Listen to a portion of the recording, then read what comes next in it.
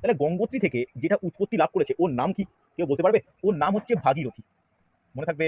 ওর নাম কি? ওর নাম হচ্ছে ভাগীরথী। অসুবিধা নেই। ঠিক ওর পাশে একটু উত্তরে আরেকটা অংশ, সেটা হচ্ছে নাম হচ্ছে কেদারনাথ। কেদারনাথ। কেদারনাথ থেকে কি উৎপন্ন হয়েছে? কেদারনাথ থেকে উৎপন্ন হয়েছে মন্দাকিনী। ভালো করে নামগুলো নোট ডাউন করবে।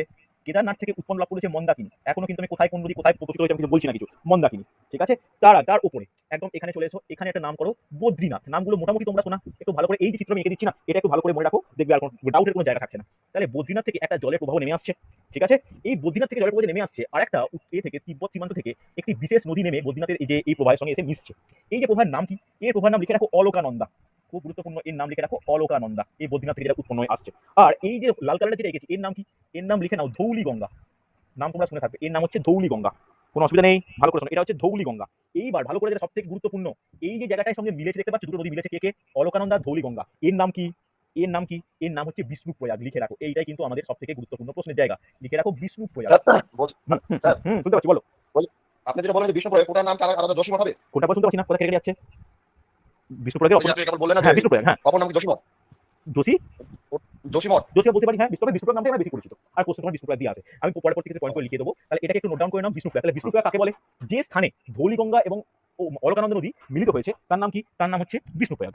হ্যাঁ কিনা? কোনো অসুবিধা নেই, ভালো করে শোনো। এইবার নেক্সট নেক্সট যেটা আমার জানার দরকার, খুব গুরুত্বপূর্ণ, যে এইখানে এই যে তাহলে এই ধারাটা অলকানন্দা ধারাটা তাহলে নিচের দিকে নেমে আসছে। এই অলকানন্দার ধারাটার সঙ্গে ভালো করে শুনবে, গুরুত্বপূর্ণ। এখানে আরেকটা তোমার নদী আসছে। কোন নদী? এখান থেকে আরেকটা নদী উৎপন্ন হয়ে আসছে। আমি এটা অন্য কালারে পেন দিয়ে আমি দেখানোর চেষ্টা করছি। নদীটা এরকম এসে এইখানটা মিশলো। দেখো মেশা জায়গাটা কিন্তু খুব গুরুত্বপূর্ণ।